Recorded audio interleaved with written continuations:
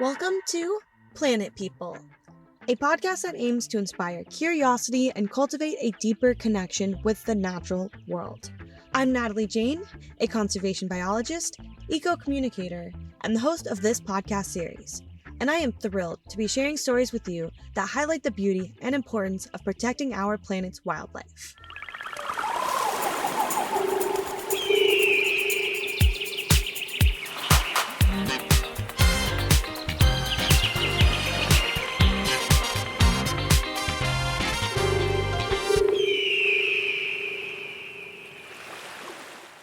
Hey everyone, and welcome back to this episode of Planet People. I'm your host, Natalie Jane, a conservation biologist and aspiring storyteller.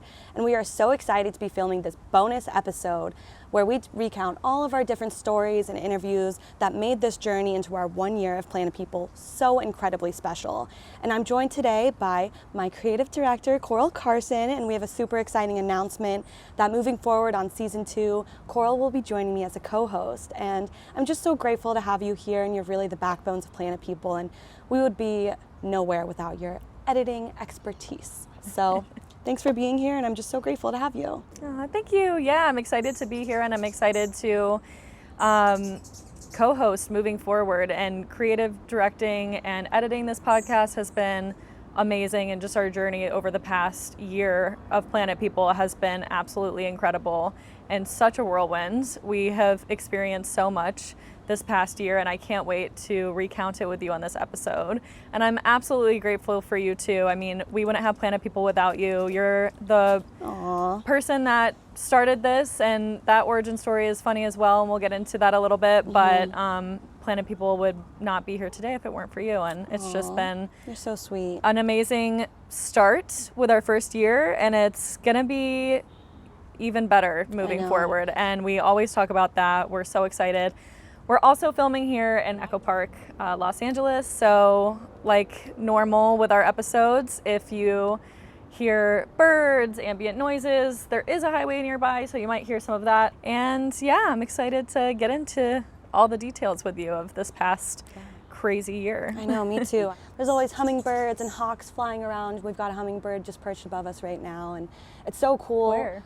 Having this green space right up there on the branch. Oh. So I think it's a rufous hummingbird, but yeah, it's just so cool. Like this green space here in LA in Echo Park with the cityscape behind us, and I know you've got great horned owls that come through here, and yeah, there's just so much to talk about. And a red-tailed hawk, I think. Yeah, we had 3 red-tailed hawks earlier actually, but yeah, it's just I love Southern California, and we've been so fortunate to have some really cool filming locations, which we'll definitely get into when we recount all of the stories and the interviews we've had this year.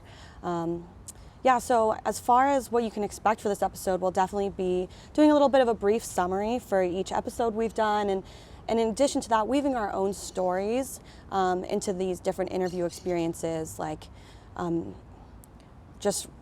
filming outside to traveling to Costa Rica for an episode, traveling to Monterey to meet Jane Goodall. There's just a lot to review, and like you said, we always talk about what we're looking forward to, because it's just been such a whirlwind of a year. I mean, we set the bar so high. Yeah, just in the first year. I mean, like, it's been incredible. And so something that Natalie and I always say is, like, if this is what's happened in the first year, like, where is this going to take us? And what's cool about all of that is the foundation is about the planet, about the environment, about wildlife, and the amazing experiences that we've had and the people that we've met, like, all care to a crazy degree, crazy in a good way. And yeah, it's just been awesome. I know. So, well, let's do a cheers, and congratulations to a year. Happy 1 year of Planet People. We are so excited for what's next. We have some spicy margaritas here with tahini. Shout out Hugh Carr for these delicious margaritas. Yes, cheers. Thank you. And we got to shout out Hugh. Yes. Social media producer and content creator. Hugh pieces together all these sound bites that you see in our reels on our Instagram, and you do really an amazing job, and thank you so much.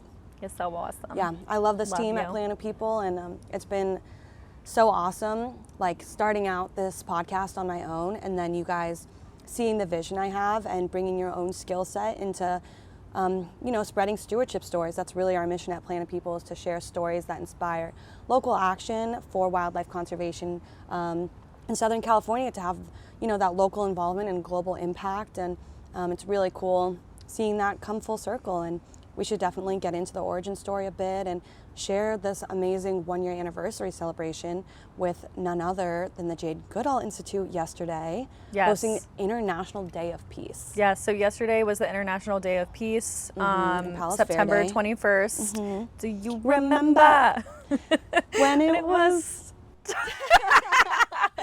21st of September?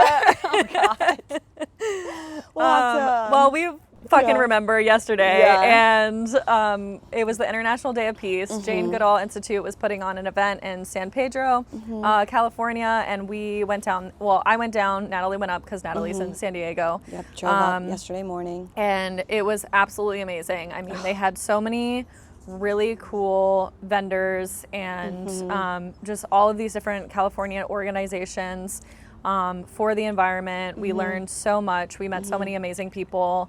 And also, of course, we heard Jane Goodall speak, and what a treasure. We've had a few run-ins with Jane Goodall this year, which has been amazing, and we'll talk about a little bit later in the episode. But to just hear her speak, and she's such an amazing speaker. She's just such a great person and so funny. Was amazing. She's just a funny person as well. Like, she's got some sass. Oh, she's yeah, so she's well-spoken. sassy and in charge. I love it. So yep, she really inspires hope, and her whole conversation and speech yesterday was just amazing. It was different than the one we heard in March, which we'll share about too. But yeah, it was really fun. I'm glad that we made that work yesterday, and I'm so grateful. We met somebody special. Yes, someone very special. We met Bono yesterday, who is the lead singer of U2, and I'll share a little bit about that meaning and why U2 has been such really a big part of my conservation journey in Southern California the last 2 years. With their Joshua Tree album, inspired a lot of my own passion for protecting the Joshua Tree, which we're really excited to announce. Yes. Will be a big focus for season 2 about desert ecology and the Mojave Desert environment here in Southern California. And U2 and the Joshua Tree album inspired a lot of my advocacy work around the Joshua Tree. So meeting Bono yesterday was just a full circle moment for me. It was insane. He was so nice. He was such a nice guy. He signed your vest, which was awesome. Rock and roll for life, baby. He signed it, love rock. Yes. Like, yes, I love rock. If you didn't know, now you know. So that was awesome. What were some other highlights yesterday? Well, I just want to say about Bono, maybe we can get him on for season 2. We'll see. I will say, when I met him, I snuck him a Planet People podcast sticker, and he put that in his pocket. Yeah, that was pretty cool. So Bono has a sticker of Planet People in his podcast. This little ass podcast. Oh, in his pocket. In his pocket. Sorry. He has a sticker of our Planet People podcast in his pocket, and I'm just like, what? Yeah. Our little ass podcast? Just 12 episodes is in Bono's pocket. So funny. I'm stoked. Yeah. Beyond words. 3 days later. So we're interrupting because sadly we found out something horrible. I'm laughing because it's like really funny, but it's so sad. But we found out that Bono, or who we thought was Bono, is an impersonator. It was a Bono impersonator that looks exactly like Bono. Oh my God. We were like literally comparing wrinkles. Like we were like, this must be him. But this is like a thing. Like he is hired by a lot of people, and like maybe even works with Bono himself to like go to certain events. Well, apparently from the articles I was reading is he's been working with Bono for 20 years. Yeah. And works as a stunt double and even performs for him internationally. Like, because he has a band. He has a band based in California that is a U2 cover band. So and he sounds like Bono. And what's even funnier, this guy, Pavel Safara, hasn't even met Bono. Shut up. There's no way. They haven't met, according to that article I read, which we might have to link for other people What to the get the hell? 411. I know. It's so If he freaking hasn't even met awful. him, like, how are we gonna meet him? Well, I just feel like I have so many questions because this whole thing is just very bizarre. I mean, what could be more bizarre than meeting a stunt double who completely duped everyone there? I want to know if Jane Goodall knows that he's a freaking fake. Yeah, I don't know. And why did the Jane Goodall Institute hire a phony to dupe her audience? I feel like a buffoon. He signed my fucking vest. I gave him a sticker, a Planet People podcast sticker. And the entire 3 days that we thought Bono was the real Bono, I was repeating in my head, Bono has a Planet People sticker in his freaking pocket. Well, anyways, we didn't meet Bono, but Bono, if the real Bono is listening, you duped us, and we would still love to have you on. Yeah, so season 2, that's something to look forward to, and we will be taking a little bit of a break to get ourselves together. You know, we started this. We have everyone here has full-time jobs, so doing this podcast has been a little bit, yeah, that is separate from Planet People podcast. So, you know, so we'll be taking a little bit of a break and kind of like reconvening, seeing what we can do differently and better to really get us set up for success, to kind of keep going and like create a sustainable workflow that we can manage and get you guys get you guys consistent episodes. But that being said, other than like the logistics of it, we're really excited for season 2 because we are going to be focusing on Southern California deserts, and a huge part of that will be Joshua Tree, because Joshua trees are in danger right now of development. Tons of reasons why there's potential for them to go extinct in our lifetime.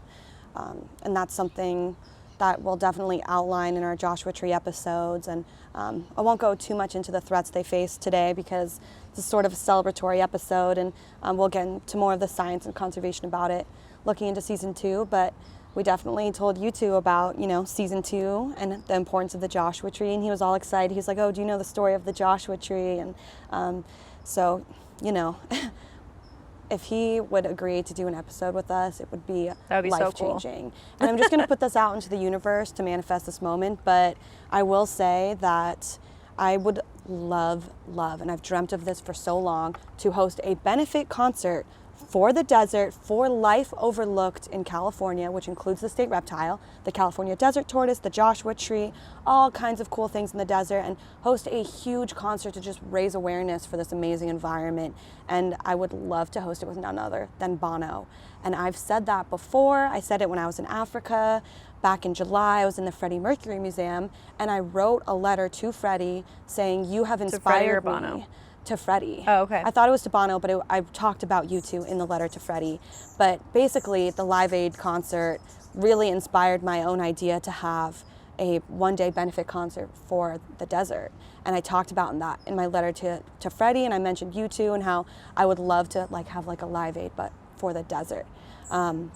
Anyways, so there's just a lot of like energy around that moment and meeting Bono yesterday, and everything just came full circle. And there were so many amazing highlights from yesterday. We had Cameron join us, who was the videographer that came to Africa with me, and he has been with the San Diego Zoo Wildlife for 8 years. He's sort of joining our Planet People team, and it was amazing all being together yesterday on the lawn, having lunch together, listening to Jane talk after we met Bono. And I can't think of a better way to bring people together and for that 1 year celebration. And that's one of my favorite quotes by Jane is, bring people into your network and see the difference that you can make.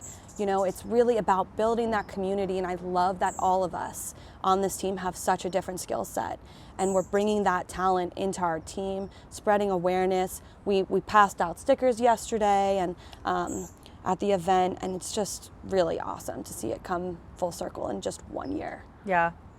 And something that Jane said yesterday that really stuck with me is we need and rely on healthy ecosystems. Yes, you did text us about that, I remember.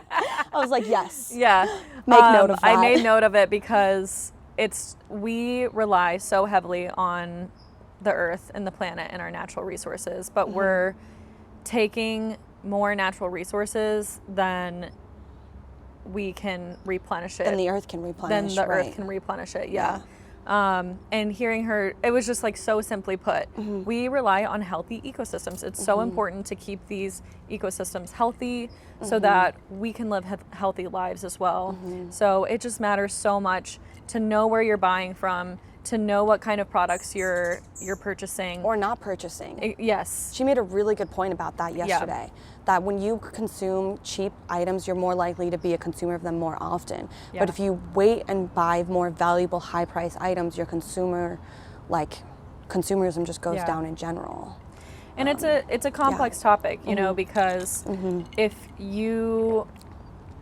I could go on for hours about this. I'm actually going to stop myself, but I just want to say, like, if you're somebody that, you know, unfortunately cannot afford these higher priced items, you know, what are you going to look to? Buying something that's higher priced, or buying what you can afford to, or secondhand, to support your family.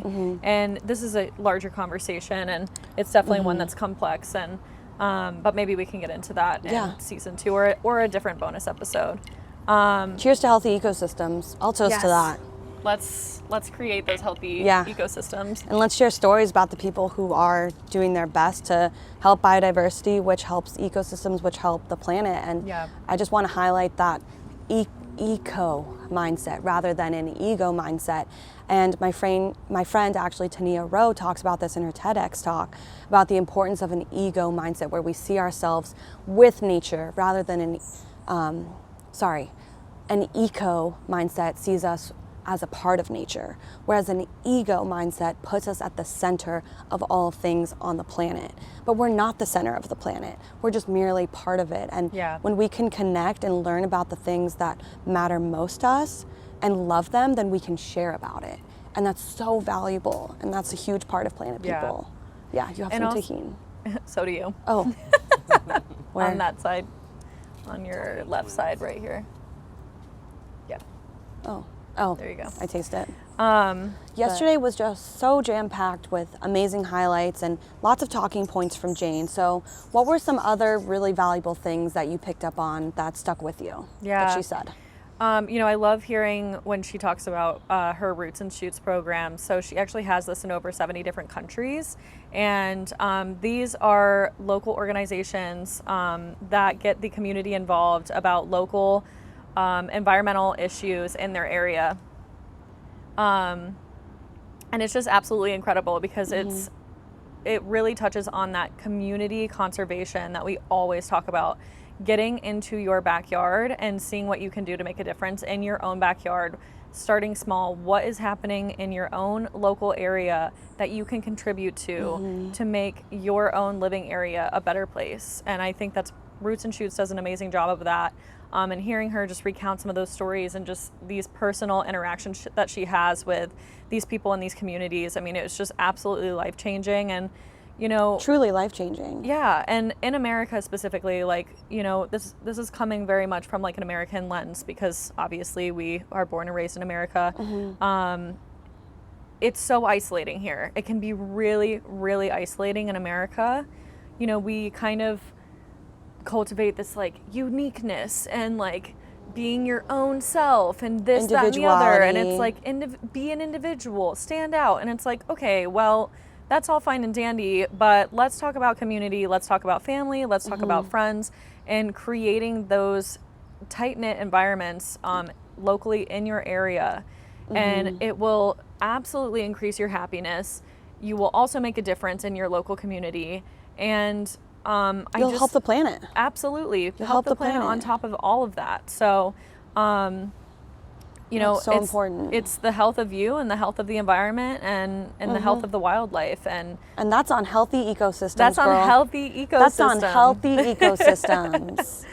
Yep, and it is really amazing to see the impact that her Roots and Shoots program has had, especially on youth. It focuses a lot on getting the youth involved, and that's one of Jane's greatest reasons for hope is supporting youth and their drive behind wanting to take climate action, because ultimately that's the whole point of sustainability, to leave the planet a better place for future generations and to carry those practices of stewardship. Really, that's something that we talk a lot about on Planet People is stewardship, which means taking action locally, right, in your community, promoting community-based conservation. And that's why I love Jane's whole mission in life. And I feel that we really embody that at Planet People. And it's really, that's part of the origin story, is I did a lot of research on the types of conservation ethics that I wanted to build into this platform to be the foundation of this podcast. And that's really focused on using that bottom-up approach to listening to the stories of the people on the ground, on the front lines of conservation,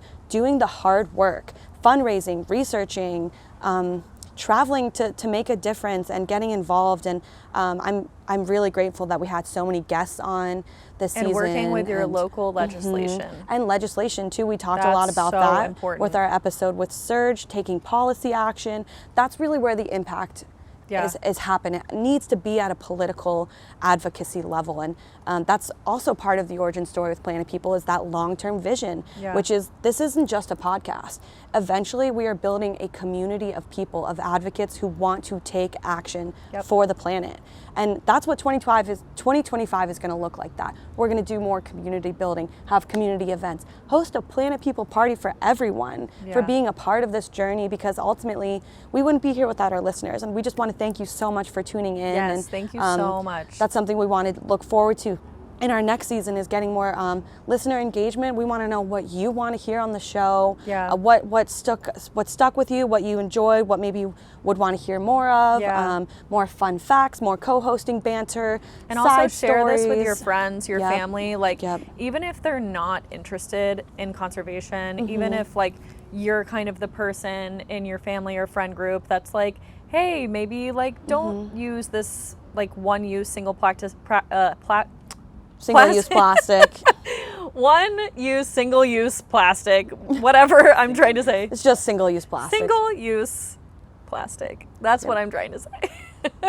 I understand what you're saying. Maybe you're that person in your friend group that's always yelling about that, because I know that I am. And that was something that we saw yesterday, was there was a vendor there that had, you know, a whole table about ending single-use plastic, and that kind of comes along with that point that Jane was making that really stuck with me. When you consume like cheaper items like single-use plastic bottles, you're more likely to consume several of them because they're just cheap and throwaway. But when you value the item that you are consuming, it could be secondhand, it could be something a little bit more expensive, which I thought was really funny when she was making that point yesterday, because she said everyone in this audience, basically calling all these people privileged for being here, can afford to buy something that, you know, has a green label or an organic label or isn't single-use plastic, because if you are privileged and you do have the ability to like afford those, you know, non-single-use plastic items, then you should probably do your part and consume in a sustainable way. And Jane's just so funny. She was like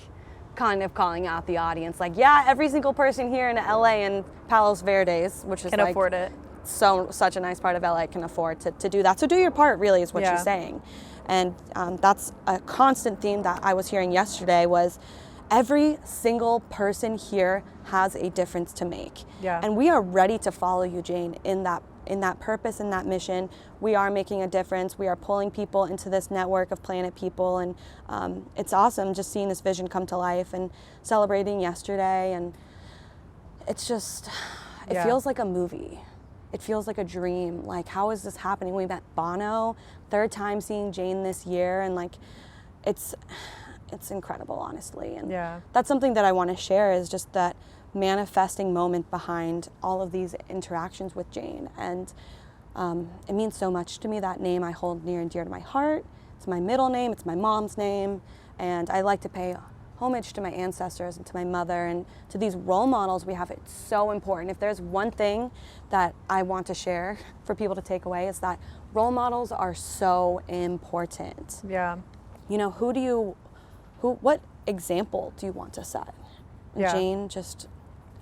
She's a good one to look up to, that's for sure. She is a UN messenger of peace. Like, Yeah. she has this It was great to embodies spend this the peace. International Day of Peace with... a UN messenger of Yeah, peace. absolutely. And she's been compared to Mother Teresa. I mean, she Yeah. has devoted her life to making humanity better. Yeah. It's not just about her journey. It starts with the chimpanzees right in the 60s when she was living in Gombe and learning about primates and how we're closely related to them. But her mission now is much bigger. Yeah.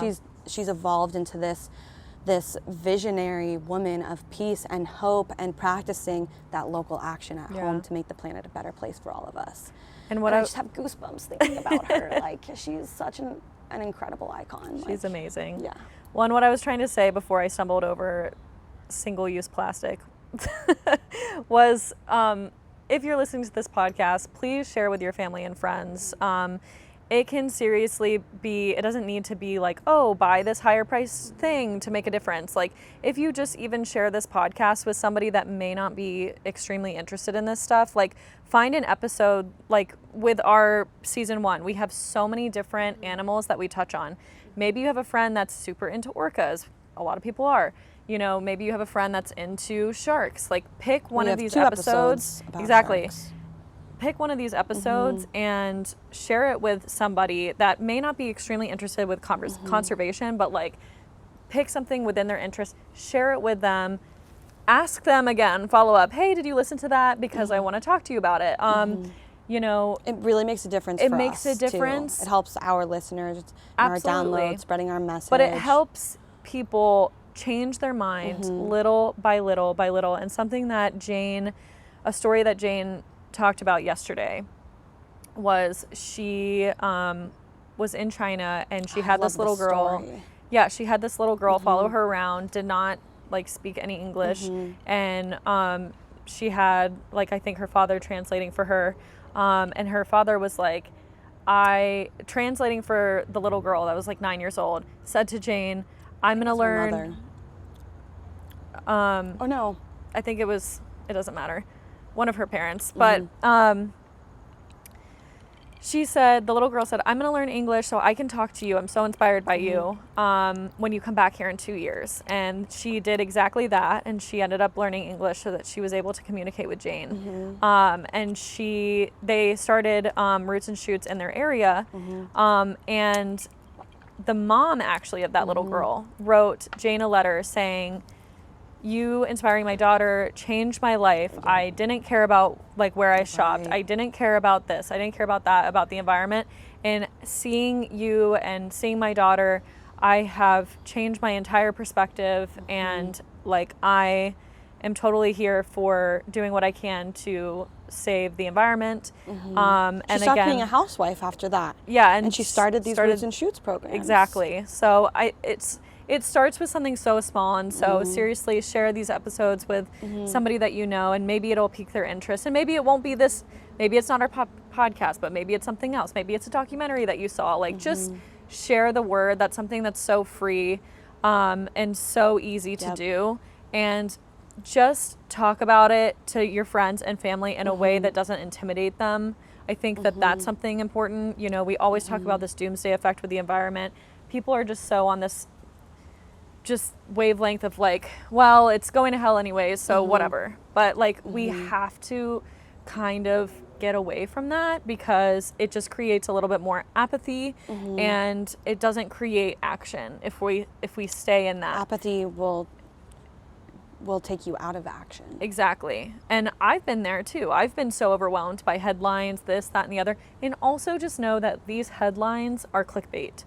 Like, they need it to be polarizing so that you can click into it, so that their boss will be happy, this, that, the other. Like, keep these things in mind, and just, that's why we are here at Planet People, to raise awareness for like hopeful stories that we're seeing, And that just kind of gets me into our origin story if we want to talk about that. Like, I want to recount this whole year with you. Let's start at the very beginning when you started this podcast. I definitely want to get into the origin story. And just before we get started, one comment about just the concept of hope in general, and a quote that I really picked up on from our last episode with Wild Coast and Serge Dedina was something that he said about helplessness leads to hopelessness. So when we have hope...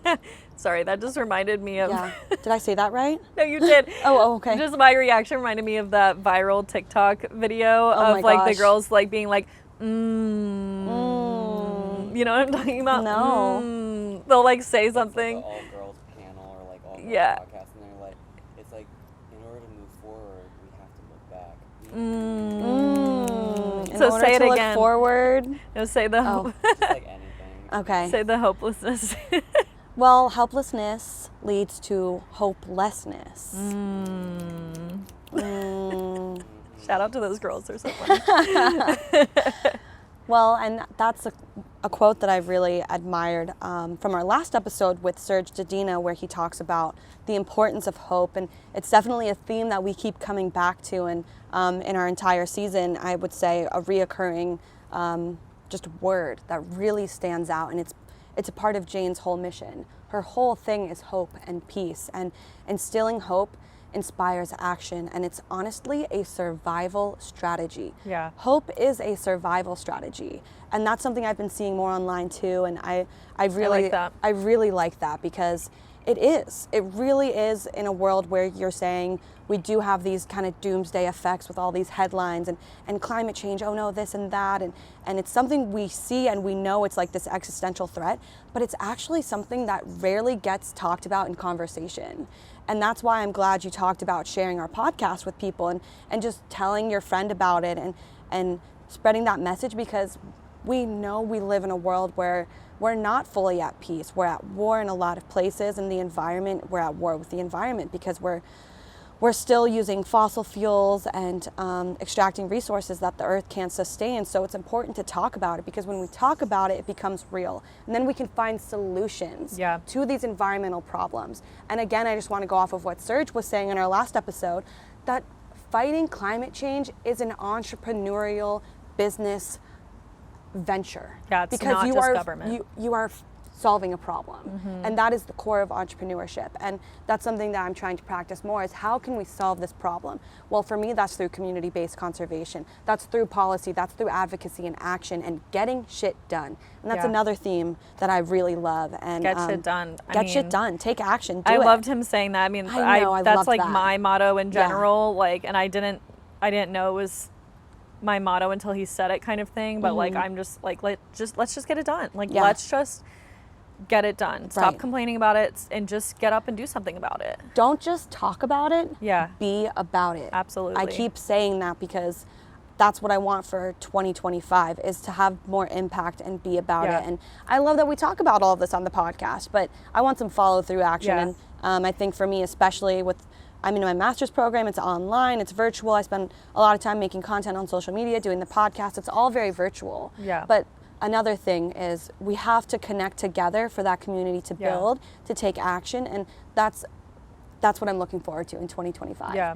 Hosting these Planet People parties, hosting nature walks, getting people outside, because ultimately get people to care, you have to connect with the environment. Yeah. And that's so key. And also something I said yesterday, this past season has been kind of, especially with La Jolla and the seals and the sea lions and the closure, it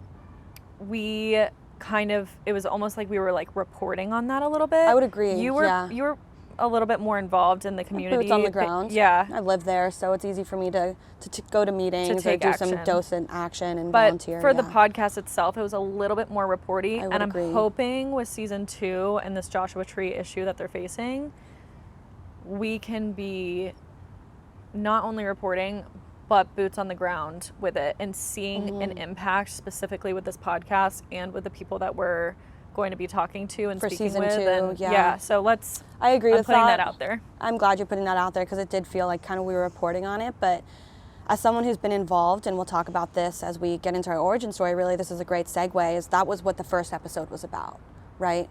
La Jolla. La Jolla, Yeah. and that's something I wrote about in an opinion piece to the La Jolla Light 2.5 years ago, you know, and honestly, where this really originates is when I visited San Diego back in 2019, my first time in La Jolla Cove. I was so excited to see sea lions from land for the very first time in my life. I had just finished my biology minor. I took marine biology. I loved sea lions, sea otters, all of those really cool West Coast marine mammals. And I arrived for my first time, and I just remember feeling so uncomfortable by the disturbance. People were so close to the sea lions, taking selfies with them. I mean, petting them, touching them. And again, this is against the law. NOAA, the National Oceanic and Air Administration, has federal guidelines that prohibit the touching of sea lions. And I was fired up about this. So I moved here 4 years later, and I'm lucky enough to live in La Jolla where I can be pretty involved. And so that's what I wrote about, and that's what I shared in my first podcast episode, was what is going on in La Jolla Cove with these sea lions and these tourists and this human wildlife conflict that make conservation solutions so challenging. Because when you throw humans into the equation and not having respect for animals and their space, it just creates a tumultuous environment, and it's not a pleasant viewing environment to see these animals in the wild. Being harassed, touched, pet, kicked, and apparently shot at. Oh, yeah, which we found out yesterday at the International Day of Peace with the Pacific awful. the Pacific Marine Mammal Center. Yeah. Told us that they have injured sea lions that come in with shotgun wounds and stabbings. Like, what's the people? That is, I am fired up about that. Yeah. So that was what the first episode was about, and you know, I released that episode on my own before I had a whole team of people. Yeah. And this is where it gets kind of funny. Yeah. So Natalie, she's a field biologist. You know, she's all over California. She is doing a lot of her work alone, unfortunately, and so she doesn't necessarily have like employees to like gab with. Well, as an independent contractor, I work for myself. I book my own clients around Southern California, and I work for myself. I don't have like coworkers or anything, right? I just have clients. So exactly. So I think that like this podcast kind of came from isolation and wanting to share these stories that you were and these conservationists that you were meeting and sharing their stories and highlighting these amazing people that you've met. And so Natalie and I are best friends, and we have been for 10 years now. Oh my gosh. Which is crazy. It has been that long. Yeah, I know. So yes, we met in college at the University of North Carolina, Wilmington. Yeah, and we have a really great friend group who are also a bunch of conservationists, and we can't wait to have those people on. I know, it just gets better. Yeah, we have I do love an our amazing friend group. We're friend so lucky. group. So anyways. And now you're my work wife. Hey.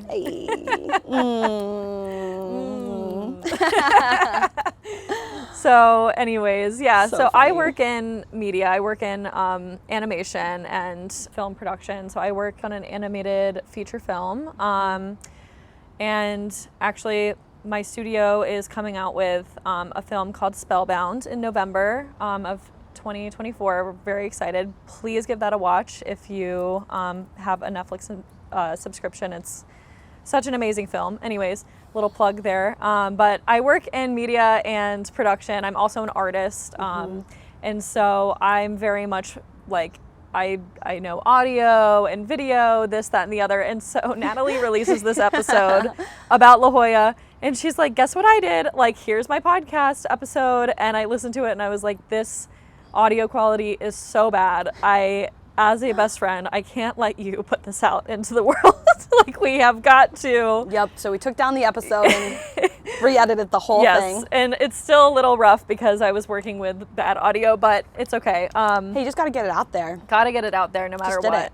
So we, we started working together because I have that video and audio production skills, and I'm also a director, so I had a vision for this because I am a huge advocate for the environment, and I actually was looking for an outlet because It's perfect timing. Yeah, it was great because I just feel like I was kind of lacking in that area with just where I was in life and like with COVID and you know, everything. Like, and you've been wanting to find a way to make some sort of environmental impact. Exactly. So it was perfect timing. So anyways, I joined the team and yes, thank God you helped with that audio. Yeah, so that was like last year around August. A year ago. Yeah. August, yep. And so we recorded the little intro that you hear in the beginning in my closet. Which is honestly an iconic photo because I'm just in your closet surrounded by all your shoes and your clothes, having these headphones on and this big mic in front of me. Yeah. And my favorite part about the photo is the cowboy boots next to the vote, vote, vote sign. Oh, right. And it's just so telling of the times. Like, yeah. Yep. I made that. On the other side, it says Black Lives Matter. I made that in the middle of, you know, it's all of a that. reminder of just these crazy past 4 years. Yes, and vote. Vote, vote, vote. Because it's very important and vote it's for coming a president that cares about your future. Absolutely. Okay, and that's the a big environment. message from yesterday with Jane. That was big. So anyways, we came together, got the first episode and the next couple. So let's get into it. Let's recap like all these different episodes. And just in my defense, I was, you know, with that audio recording, I was outside in the desert walking around just spewing my thoughts about this whole issue in La Jolla Cove. So, you know, I think the first episode had like crunching sounds and, you know, the wind and kind of the ambient highway sounds. I like the noises. I do, we do record outside. It is difficult recording outside because of the ambient noises, especially in Los Angeles, Southern California. There's helicopters all over the place. I know. The air traffic is insane. It's pretty crazy. Here, actually. Every episode we've done outside, we've had to pause because of helicopters. But I do like it, and some of the episodes that we record is also on Zoom, just for like availability for our guests. Right, let's get right into it. Yeah, episode 2. So I recorded that before you and Hugh joined the team back in July of 2023, and I had on my good friend and colleague, Christina Santamaria, who is the conservation manager of the San Diego Audubon Society, and even more than that, she is, you know, an advocate of so much, including creating a sustainable future for her girls by instilling this sense of gardening, and she has such a knack for native planting, and we share a lot about her story on that episode and the importance of native plants for becoming a conservationist in your own backyard. And she advocates for, you know, planting native plants to attract pollinators, backyard birds, and ultimately backyard bird watching is what got me into biology and becoming a field biologist. Because when you can see what's in your backyard and the abundance of birds and how challenging it is to identify all different types, you become more connected to your environment. And for our listeners tuning in, I think that is the best way to get started in caring for wildlife and for the planet. Look in your backyard. What can you plant to attract more animals and wildlife? And it really begins there. And so, even if you don't have a backyard, just your area, your surrounding areas, and there are lots of birds perched on a wire somewhere near you. Yeah, exactly. Like speaking of, we have a hummingbird. I know, it's so pretty. Aw. So cute when they perch like that was that. sent. That was sent by someone. That was perfect. That was timing. Yeah, an omen. A good sign. There are birds everywhere. And that's something I absolutely love about you is just your knowledge of birds, because we're always around together and I point out a bird and Natalie immediately just knows exactly which one it is. And I think that's so cool because like you obviously have the science background. I don't have a science background. I'm just very interested in this stuff. And that's not something that I have committed to memory. So I love being able to point something out and she's like, oh, that's this type of bird and this is the qualities that they have and the prey that they like and this, that, and the other. So yeah, I'm happy that you started with Christina and talking about the coastal birds and give us a little tidbit about the coastal birds. Yeah, so some of the coastal shorebirds that Christina and I talk about in episode 2 are threatened shorebird species. So we have the California leastern and the western snowy plover, which is the cutest chick and shorebird species of all time. I mean, we'll definitely show you guys some photos of California leastern and the western snowy plover, but like the snowy plover looks like a little cotton ball on sticks when they're first born. It's really cute. Yeah.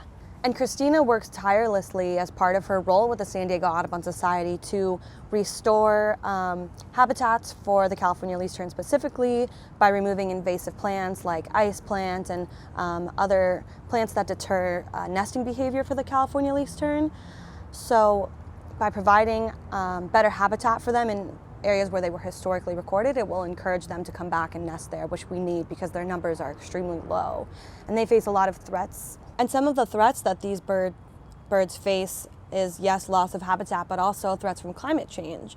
And we see this happen with this concept of food and prey availability, right? And that is decreasing as our seas warm from increased fossil fuel emissions in the atmosphere that cause sea levels to warm. Causing the sea to warm, basically. Yeah. And this is evident because the California least tern, the adults will spend a longer time off the nest, leaving the California least tern chicks vulnerable to aerial predations from things like hawks, peregrine falcons, corvids, so ravens and crows. They just pick off these little least terns who only have the camouflage for their self-defense. They blend in perfectly with the sand. But as that adult is foraging for fish, it's been recorded that their flight time from the nest to the ocean has been much longer because they're trying to capture or to hunt for fish like sardines and other bait fish that are retreating to cooler parts of the ocean where they were previously found recorded, along the shoreline. So the least tern is closer to the nest when they're hunting along the shore rather than going much farther out to sea to find these fish.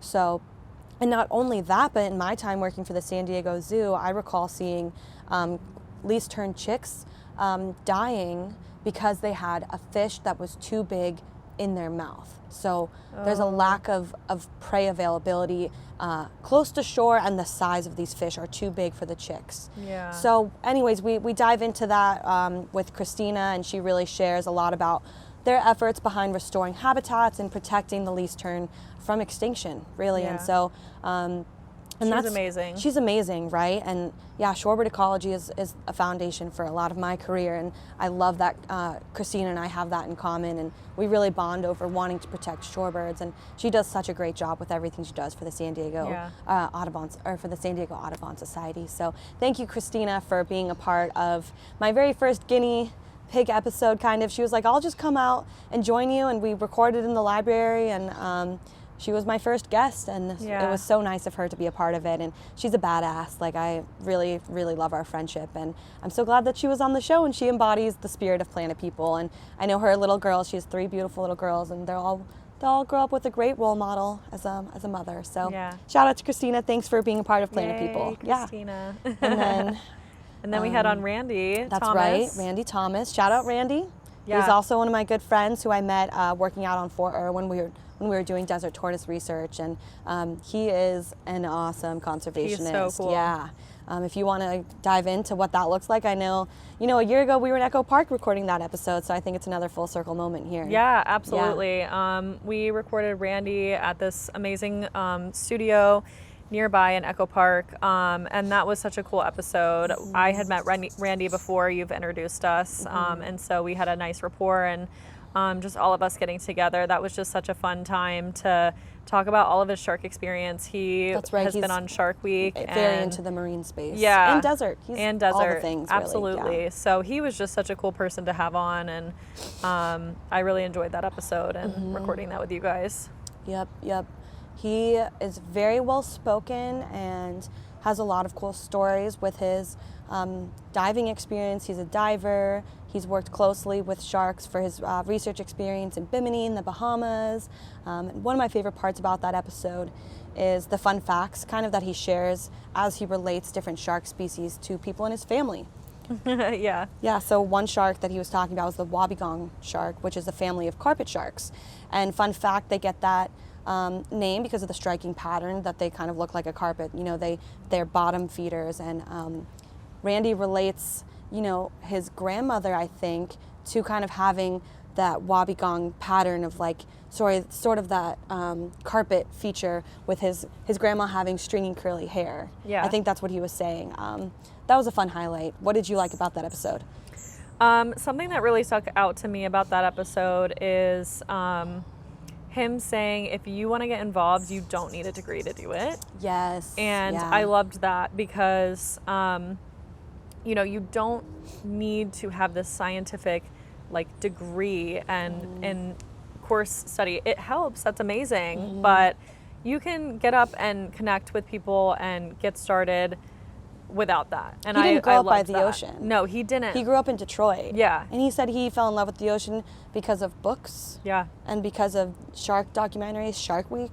Yeah. And good for him because now he's been on Shark Week. He Yeah. actually has his own show out on YouTube where he is featured doing shark research. So I think it was sort of competitive in a way where they were being hands-on and collecting data with sharks, which is really cool. And he's a badass. Yeah. You don't have to be a scientist to give a shit.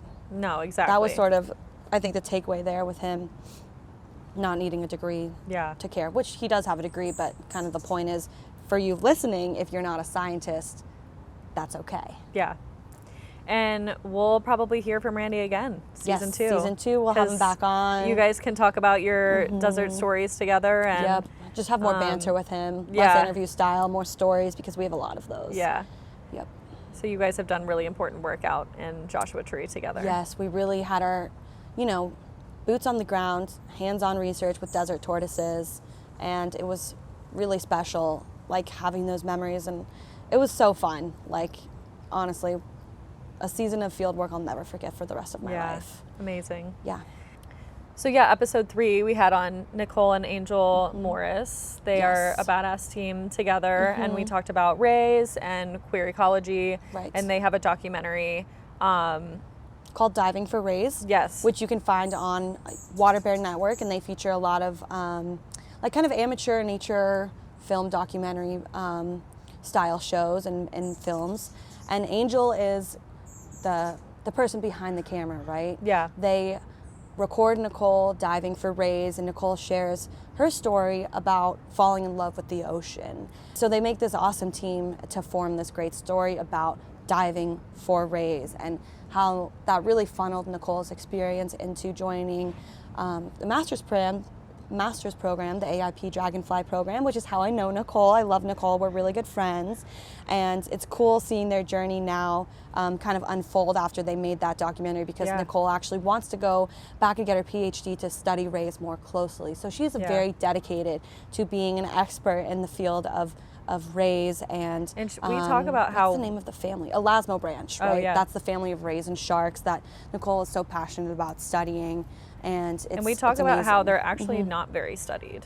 So That's right. she's kind of going into uncharted territory with rays, which I think like. is really cool. It's really cool. Yeah. It's like, I feel like a lot of animals, charismatic megafauna and bigger animals steal the spotlight for conservation, and including great white sharks, which we talk about in one of our episodes, and or like sea turtles. Like, I feel that way about the desert tortoise not getting enough attention, and I know Nicole feels passionately about raising awareness for the ray, and they do a great job of sharing that and raising awareness for it in their movie Diving for Rays. So check that out if you haven't already. It's a great episode, and they have a great movie out together.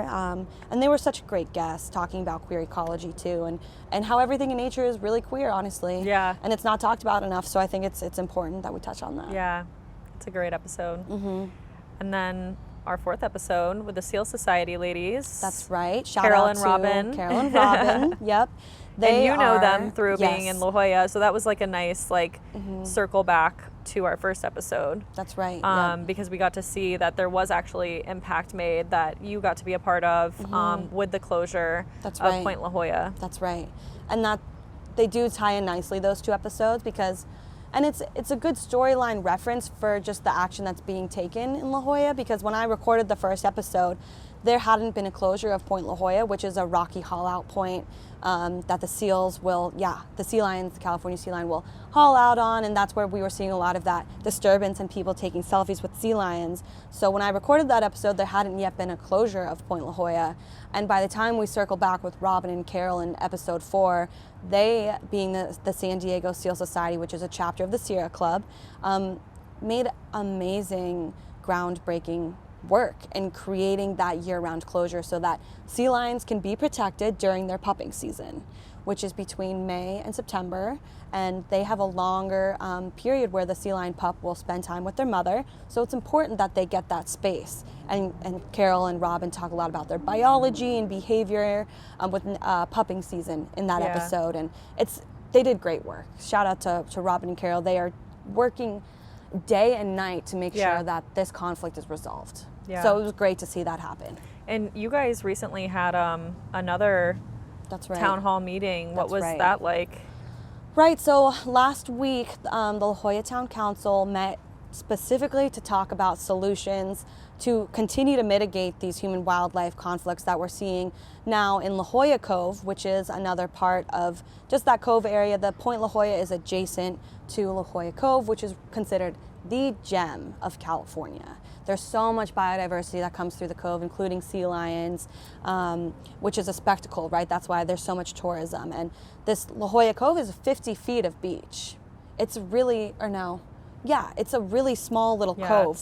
It's small, and so the sea lions will come up on shore and interact with humans, and sometimes males will get territorial, and there are viral videos of these males just hauling ass across the beach, and people can get really hurt, and there are little kids around, and so, but anyways, point being, we did have that town hall meeting to address the ongoing conflict. And when I say ongoing, I mean this human-wildlife coexistence piece in La Jolla with the sea lions and tourists has been ongoing for decades. Yeah. It's exhausting. It really is. I don't go out there and get my feet on the ground and volunteer and talk to people anymore because it's just so triggering. And people don't listen. There's this group think element where if one person goes to take a selfie or pet a sea lion, another person follows. And it's like, I'm not there to regulate. I want to educate people, but people can't be educated when they're in that state of mind where I just need to get that interaction with the animal. Well, the Seal Society does have, have, what are they called? Just like viewing docents? Guidelines and docents. Yep. Yeah. So, if you do want to volunteer and you're interested in resolving this conflict, the Seal Society is always taking volunteers. So it was a good meeting. I mean, it's a step in the right direction. Have we found a solution? No. Are Robin and Carol still working to solve this issue? Yes. Yeah. And definitely give that episode a listen because they just share a lot of their wisdom and knowledge about, trying to protect the seals and sea lions in San Diego. And it's important. It's really important. Yeah. It's like, this is the gem, the jewel of California.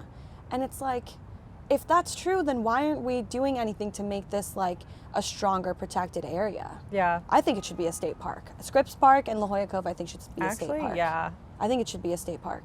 I don't know how to make that happen. Yeah, maybe that's something that we could do. That's why we applied for the grant. So speaking of that town council meeting, there was a lot of happenings that week because Cameron, who is our videographer for the team, and he works for the San Diego Zoo Wildlife Alliance, applied for a Jane Goodall grant, $20,000 grant for your local conservation issue, and we applied for it because we need money to go into this area to research the better ways we can manage this conflict. Yeah. And I think it should be a state park because then there will be more regulations and state enforcement. But maybe we'll see that in the future. I think we're still far away from that because the La Jolla Cove will never be closed from recreation. Yeah. I mean, that is a swimming central state parks are recreational. Yeah, that's true. But they're more... Yeah. They're like more regulated, I guess. But I think the locals are concerned that Seal Society is going after another beach closure. Yeah. And God forbid we take away any beach habitat and environment for people to refrain from using, everyone throws a fit. It's like, where's your empathy and altruism for animals? The California coast is so developed, and these sea lions have nowhere else to go. It's kind of one of those things of like one person ruins it for all. Like these local communities want to enjoy their beach that they pay probably like millions of dollars to go to, or just through taxes to be at and to live in the area. Yeah. But then we have these people that are just kind of like ruining it for everybody, which sucks. Right. It's a tourism problem. It's not managing people well. But we talk a lot about like education. It's about educating the tourists and not necessarily like making these videos of bad tourism go viral. Like we need to be having like the good stuff go viral, and like that's why I love the dodo Like, I know. Oh my gosh. they Shout always, out Dodo. Yeah, they Feature always. us one day. I know, they always share like the cutest little stories. Anyways, Yep. so Does that bring us to episode 5 then? episode 5, yeah, and the Seal Society ladies actually introduced us to our guests right. for episode 5 and 6. Yes. Amber Becerra. And we actually, this is an exciting story. One of my favorite stories of the year. Yeah, you go ahead. Well, it was all very serendipitous, right? Not meeting, but doing that interview with Carol and Robin, and then them telling us about the Wildlife Protection Alliance and how there was this alliance forming these guidelines around safe viewing of marine mammals, and that's something we talk about in that episode is staying a bus length distance away from sea lions. How can we respect the wildlife, which is the motto for the Wildlife Protection Alliance. And I was really excited about this because I hadn't heard about it before, and Carol was like, yeah, you should get involved. They're working on developing these regulations. Amber would love to have you on board. And so, we get in touch with Amber pretty much right away. And again, this was all very serendipitous. It was in February that my friend actually invited me to come to Costa Rica, where I went for a week, and I actually left where I was early because I took advantage of the opportunity to meet Amber at her eco lodge in Costa Rica near Tamarindo. And again, this was just a few weeks after we had interviewed Carol and Robin, and so it was great that she invited us up to her beautiful eco lodge where I went up there, and the night before I call Coral and I'm like, Amber's inviting us to this eco lodge. I'm going. I wish you could come with me. And I'm like, wait. Yeah, I'm trying to go to Costa Rica to an eco lodge. Right. For a yoga retreat where they had a few extra spots. And I'm like, yeah, I would much rather be there than in LA. And at the time it was kind of raining, and I'm like, yeah, I definitely want to go to that. Literally, and I look up within 24 hours. Yeah, I look up tickets and they were actually really cheap. I don't know if it was an off season or what, but they were really cheap, and I was like, okay, I'm going. So I literally pulled the trigger. I made this decision in less than 24 hours, and challenges. The next morning, I hopped on a plane and met Natalie and Amber. Hopped on a plane out of LAX. To Costa Rica. Straight up. Yeah, it does feel like a movie, though. I met Amber at her eco lodge, and then Natalie came up, and we had just the best weekend together, us girls, and it was so energizing. Yeah, it was amazing. It was an all-girls retreat. Just to hear Amber's story, even off of the podcast episode, and just connecting with her and everything that she's been doing in her entire lifetime to care for the environment. I mean, she's had so many different roles. She's definitely a role model to me. I really love her experience and how she started out as a lawyer. Yeah. Right? She's not a scientist. Yeah. And she shares her story of what it was like going from an advocate to kind of using her business skills to help fundraise for the Marine Mammal Care Center based in Long Beach, which at the time of her volunteering was about to go under because they were losing fundraising and maybe were threatened with having to completely shut down. So that's something we talk about in our episode with Amber is how did she rebuild the Marine Mammal Care Center, and she raised millions of dollars in a short amount of time. During COVID. And most of their donations were in person and, having people come and visit the center. And she rebuilt that and got everybody to be involved virtually during COVID and such a hard time for everybody. And something that stuck out to me about that episode was her story about the old woman who mailed in $1. And she said that just kept her going. I'm literally tearing up just thinking about that story. That kept her going for the remainder of it. And she was like, just because, even though it's just $1, that dollar counts. It kept me going. It was a symbol of hope. Right, and I feel like that also comes back to, this concept of the $1 thing is the name of her sanctuary where we were staying, the Eco Lodge, Soul Sanctuary. Save one life. Yeah. If you can save one life, do one action, just do one little something, and it impacts, that woman donating the $1 impacted Amber. It's that simple. If you're changing the life for one person, one animal, you're making a difference. Yeah. That was one of my favorite themes of yeah. that episode with Amber. Absolutely. And she just shares so much like inspirational tidbits about her journey in the conservation space and eventually building the Wildlife Protection Alliance, which I talked about just a few minutes ago. And just the concept of respect the wildlife, their motto. And she actually published a book demonstrating the Wildlife Protection Alliance in her book called Coastal California, A Wild Life, where she features 9 different organizations having a major impact on coastal California wildlife. Yeah. From cougars to sea otters to whales, marine mammals, from whales to sea lions, like everything is embodied in this book, which is actually sitting on your coffee table now.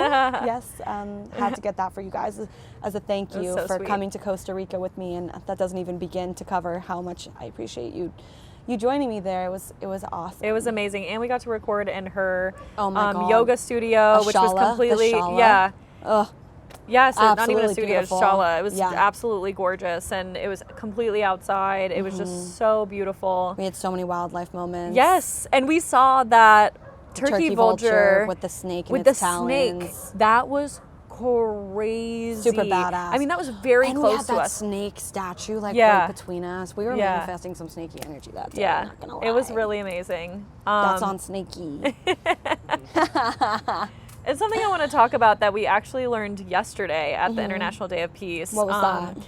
We talked with this amazing woman, Laura, shout out that's Laura, right. Yep. at the Pacific Marine Mammal Center. Yes. And they different from the Care Center. Yeah, so they 2 different networks. but they partner together a lot. Yes, they do. So the Pacific Marine Mammal Center partners frequently with the Marine Mammal Care Center. Right. So the Marine Mammal Care Center is the rehab location that Amber fundraised for tirelessly as the dedicated CEO and leader. Exactly. And we met Laura yesterday at the International Day of Peace, and she works for the Pacific Marine Mammal Center.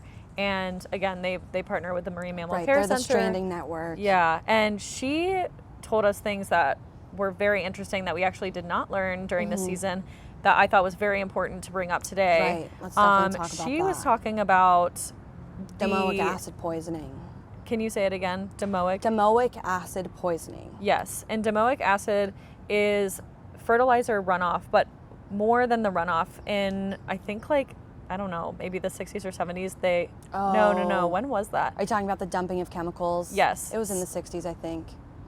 Because it was when DDT was banned, in the early 70s, late 60s, because Rachel Carson wrote her book, A Silent Spring, about the problem with pesticides and fertilizer runoff. And we're still seeing impacts from that today. And companies dumped barrels and barrels and barrels of this into Catalina, in the right, Catalina waters. Right. Which is an island off the coast of California, Southern California. So these DDT barrels that were thrown into the waters of Southern California, they're dissolving into our oceans, and they're poisoning our fish and marine mammals. And so what Laura was telling us is when there's more of this prevalent in the ocean water, sea lions actually get really sick from it, obviously. Well, it's because they eat the fish that have accumulated this domoic acid in their bodies, but because fish have different organs than marine mammals, they aren't affected by it. Yeah. So then when the sea lions eat the fish, it's this thing, it's this concept called bioaccumulation through the food chain. So we see from the bottom up, the bottom being your sardines, your other fish, and then marine mammals and your top predators, so sharks. All of these chemicals accumulate through the food chain one by one, so bioaccumulate, and that's what we're seeing here. Yeah, and so she was saying that they actually, at first it seems like they're kind of almost drunk, but then it ends up being they have seizures, they have heart attacks, they have cancer from this. And she was saying that last year there was huge amounts of this DA in the waters and in the fish, and they had upwards of 150 sea lions that they were taking care of and rescuing and then eventually bringing back into the wild. But it's I was shocked to hear this, and I've known about these chemical dumpings for some time, but to just hear like more than that, more than just the chemical dumpings, how is it impacting our like mammal friends, you know, and what are these organizations in Southern California doing to help mitigate this issue? And Laura also shared a list with us of actually fisheries that we should be avoiding, because a lot of fisheries don't necessarily detect this DA level, which not only is going to affect sea lions, but it'll affect us. The reason that affects sea lions the way it does is because sea lions actually share DNA makeup that we have.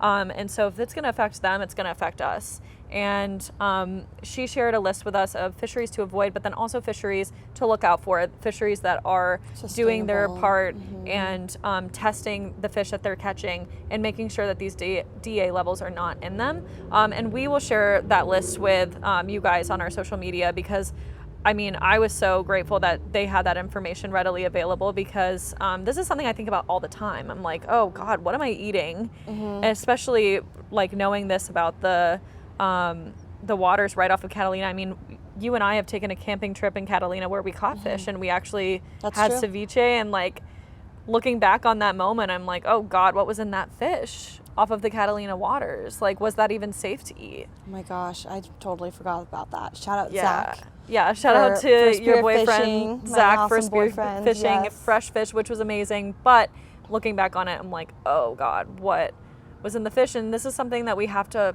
like, everybody needs to keep asking themselves. It's unfortunate that we live in a world where a lot of our food is poisoned. Yeah, especially in America, unfortunately. Hey, planet people. As you know, our mission is to protect our planet's wildlife and inspire community action by sharing the stories of inspiring individuals making a positive impact for the planet. But we can't fix our planet's crisis alone, which is why we're so excited to introduce to you the Global Health Pursuit podcast, a show that spotlights leaders making a difference in global health and improving well-being around the world. Ever wonder what life is like for people in under-resourced communities who lack clean water, reliable healthcare, or face more dire impacts of the climate crisis? Well, maybe you live in an area being directly affected by one of these issues and want these crises more highlighted, or maybe you just want to learn more about them. While global health issues can feel overwhelming, they don't have to be. Join Hetal, host of Global Health Pursuit, as she breaks down these challenges with leaders fighting for real change to make the world a better place. With over 60 episodes released, the Global Health Pursuit podcast dives into fascinating topics like clean water access, male birth control, the impact of climate change from fatal heat to the predicted human migration. Hetal asks thought-provoking questions that leave you wanting to learn more about the pursuit of better global health. Whether you're new to the topic or seeking inspiration, Global Health Pursuit offers a fresh perspective on ending poverty, improving healthcare, and delivering clean water to those people who really need it. So be sure to tune into Global Health Pursuit wherever you get your podcasts and join the movement to create a healthier, more equitable world. So anyways, I just wanted to mention Laura, shout her out, because it was amazing meeting her. And what's been cool about this entire season is we've met so many people that are connected with each other. And, you know, we told her that we interviewed Amber, and, you know, again, they work very closely with the Marine Mammal Care Center. And yeah, so I just wanted to mention that because it was something that we haven't really, we've touched on the seals and the sea lions in Southern California, but that specifically we haven't touched on. And I felt like it was a really, poisoning. Yeah. It's a current event. It's a very relatively new study, really is understanding the effects of DA on these marine mammals. So seeing their behavior, right? That's something you can look out for if you're a beach goer and you see a sea lion, just an individual one, kind of stranded on the beach, acting sort of drunk or like odd behavior. And that's when you know that it's DA and you can report that. And I've seen it myself, like a sea lion in a place I've never seen it before just by itself. Yeah. That's significant of it being maybe stranded or there's something wrong with it, right? So those are signs to look out for, and yeah, shout out Laura. Yeah, and call your Marine Mammal Care Centers near you.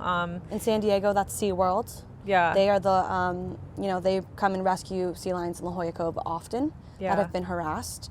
And Laura's actually the one that told us about how they get sea lions at the care center through their stranding network that have been shot Yeah. and stabbed. We talked a little bit about that earlier, I mean, but that was awful. What? Yeah. That's Yeah. terrible.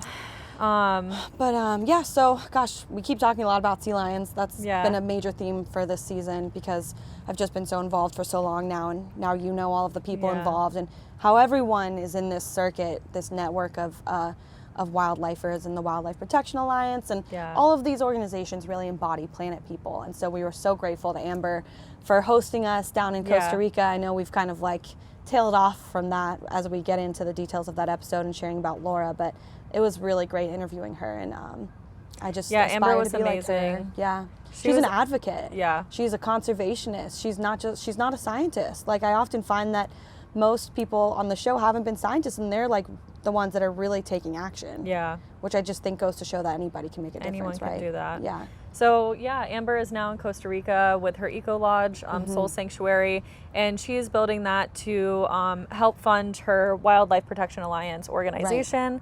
And she's also building an animal hospital underneath her yoga shala. Right. And that is very important because that Costa Rican area is under major threats with developing Clear cutting. clear cutting for this development that Right. should not be happening. And clear cutting is the process of completely removing trees from a plot of land rather Yeah. than incorporating them into your development and your habitat, right? And that's something that Amber talks about, is bringing the environment that's already there to life. Yeah. And, And that's episode 7, right? Where we talk about Episode Costa 7, Rica. yeah. Yeah. We did that in a two-parters because we had so much to talk about with the Marine Mammal Care Center, and then we broke it up to episode 7 to talk about Soul Sanctuary and her work in Costa Rica. And she's really working with local native communities that care about their native environment and keeping it sustainable and keeping it, again, native, not putting these invasive species and not developing in a reckless way. Reckless. It truly is reckless. Yeah, and keeping their species alive and well in that healthy ecosystem that we talked about earlier. Something that was really cool that Amber is working with communities there is building these monkey bridges. Because monkeys there, the howler monkey, they are not, they're not monkeys that walk on the ground. Like, well, they're arboreal that's what species. it's called. They don't travel on the ground. They Yeah. use trees to traverse across different corridors. Yeah. And when we fragment these corridors with roads and development and clear And cutting, clear cutting. it removes their ability to cross into the next And so they're environment. crossing on these power lines and they're getting electrocuted. And she said something crazy like 1 per week was dying or Yeah. severely injured. And Well, so they have no other way of crossing because Yeah. they can't cross the road. They don't go on the ground. So she's working with Right. local communities to build these monkey bridges and also to build her animal hospitals so that she can rehab these monkeys that are being electrocuted and other animals in this area and help saving them. And so she's doing an amazing work It's giving there. Tarzan and Jane, but Yeah. with a conservation lens. Yeah. And she is like the hero of, wanting to protect the monkeys. Yeah. pretty And cool. something that I do want to touch on, we got comments in our Instagram about we shared something of Amber's story, and this person vocalized how this is what's wrong, like white savior energy, like not working with natives, blah, blah, blah. And this person Oh, I remember this actually, comment. yeah, he actually did not listen to the episode, because if he listened to the episode, he would have realized that Amber is very, very much a part of working with native communities. She speaks their language. Yeah. She speaks Spanish. She learns She doesn't Spanish. make decisions for the community. It's like using that bottom-up approach, Yeah. right? Where you're involved in taking action with the people that are already there. Like Amber came from America, went there and restored a lodge that was already sustainable. She did not right? build. Yeah, she No. did not build. She's working with native communities, and that's very much a part of her ethos. And Yep.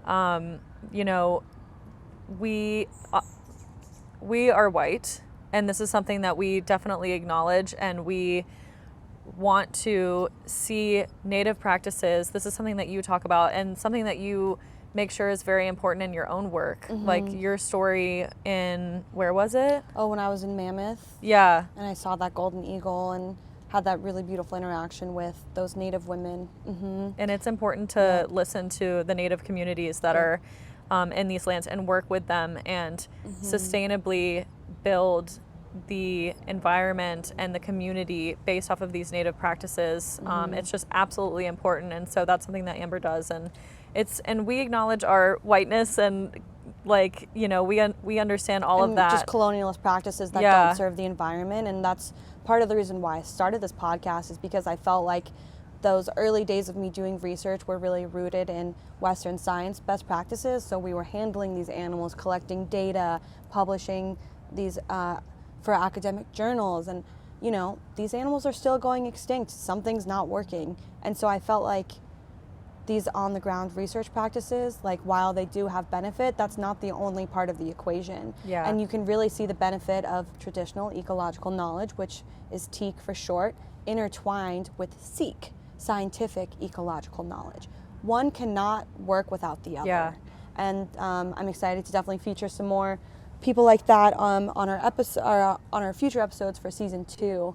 But yeah, Amber is amazing. I mean, she does a lot of great work, and it was awesome being in Costa Rica filming those 2 episodes. I mean, what a journey. Like, that's the kind of travel that I want to do through a conservation lens, where we actually had gone on a kayaking tour, an eco tour with this local guy from Costa Rica who had so much knowledge about the landscape, where the monkeys were, how they use the trees, and he was really a great guide and pointed out tons of birds to us. And we definitely heard an alligator when we were kayaking. Oh yeah. We felt the hairs on our skin. Is it an alligator or a crocodile? Maybe a crocodile. But it was this like rumble. Gnarly rumble. Like, oh my gosh. And me and Natalie were away from we were falling behind. We were falling behind, and then because we were just guide, we were just like immersed in the beauty and just like looking around, and then all of a sudden we hear this growl, and it was like instinctual. It was like survival mode. Both me and Natalie just we felt like prey. We were like, we got to get out of here. Like something is literally stalking us. Like it was instantaneous. It felt, I was like, if oh we flip over right now, God. we are in the swamp. Done. There's no visibility. We don't know what's beneath the surface. It was scary. Anyways, we made it out alive, it was but it was cool. It was awesome. He was a great guide. He had so much knowledge, and just demonstrative of the fact that when you're there is to support local ecotourism. And I loved that we traveled with that eco-tourist conservation lens, and that's something that I'm looking forward to. When you're in the airport and you see all these like, you know, ads for this, that, the other, it's like staying away from that stuff and research and ask locals when you're traveling, you know, how can I support and local the ecotourism, but make sure it's ethical, because there's a lot of local ecotourism that's not ethical.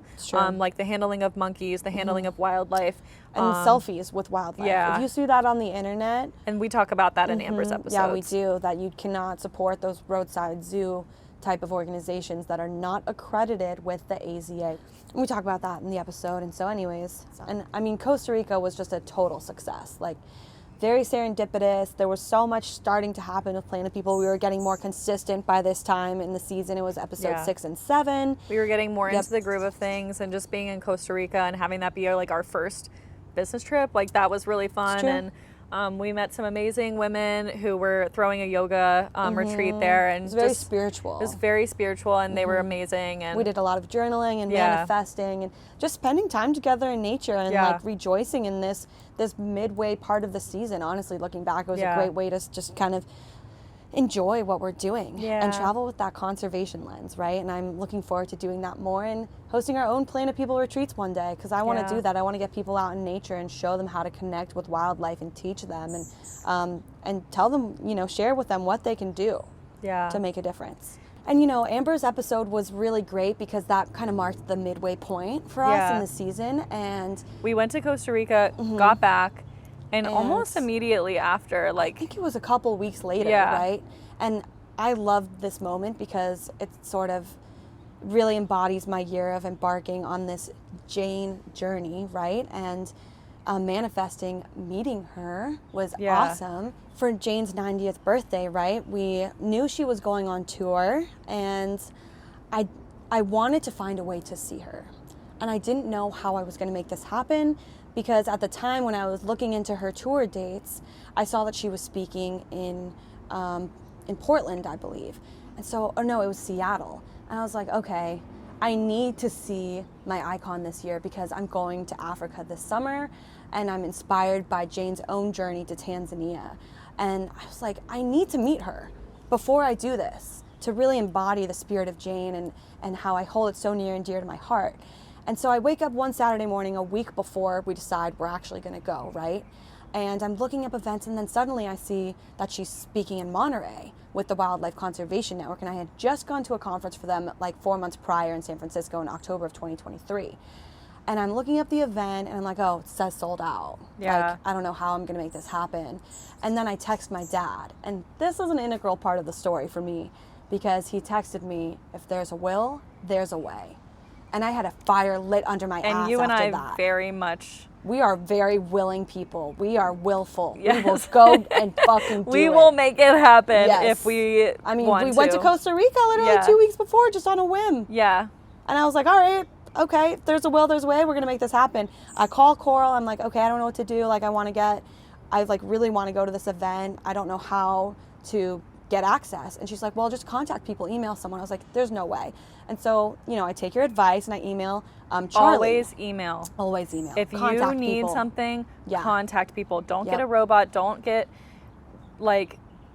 discouraged by like a robot wall or whatever. Right. Find a person to talk to. Yep. So I talked to Charlie, and Charles Knowles, who is the CEO of the Wildlife Conservation Network, and I emailed him with the subject being a dream come true. And I asked him if it was possible to get tickets to see Jane, and sure enough, he sends me 2 tickets, and I call Coral, and I'm like, what are you doing next weekend? We're going to see Jane Goodall.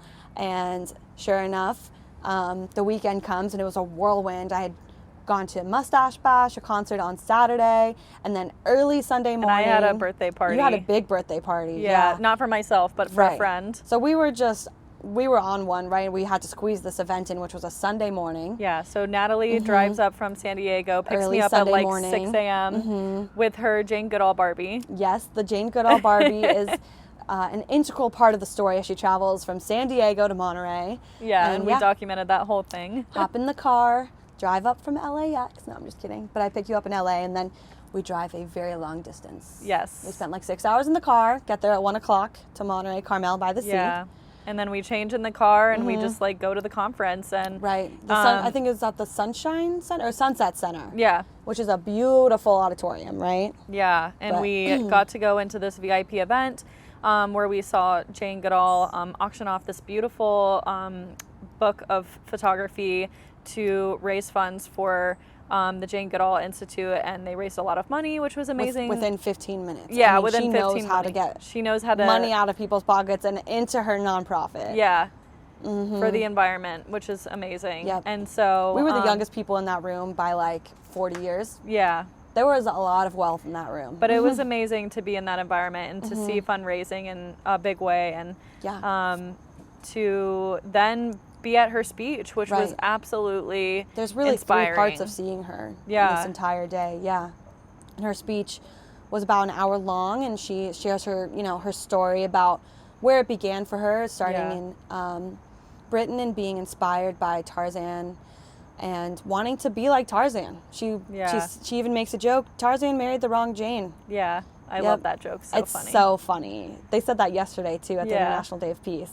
So she shares her journey of traveling to Gombe, how her mother was a big part of her journey in supporting her and actually coming to Gombe, sort of being like a local witch doctor for Tanzanians who had problems with eyesight and other things. And they really were helping the community from the start, and the chimpanzees. Yeah. So she carries on with that story, and it's beautiful. She shared a lot of amazing stories about the chimps and her time there, and also as she ends all of her speeches, hope, talking about hope. 4 reasons for hope, right? Yep.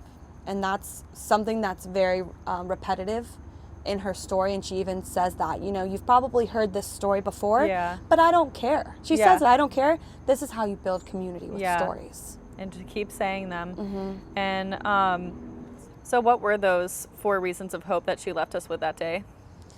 Well, one of them starts with the resilience of nature and its ability to make a comeback, right? When we just leave it. And she provided kind of examples. For example, like, I don't know if she talked about this, but Chernobyl is a great example of the resilience of nature, with that nuclear reactive plant basically blowing up and ruining the environment. And now all these years later, we're seeing it start to come back. So the resilience of nature, that's a big reason. The youth movement is a big reason for hope, because young children are energized and they influence their parents, who influence their friends. And if they care, then other people will care. Yeah. And the third one is the intelligence of the human brain. You know, we just have to use it for good. That's a point that she makes. Use it wisely, right. And then her last reason for hope, trying to remember her youth, resilience of nature, the indomitable human spirits. That's a good one. There's a will, there's a way. If there's a will, there's a way, baby. So true. And we used that to meet her. It was amazing. Yeah, we were sitting there in the auditorium, and they did this amazing birthday celebration. We all sang happy birthday to Jane Goodall, and they had these little reusable candles. Where is that? Oh my God, I don't know where it is. I'm sure it's somewhere.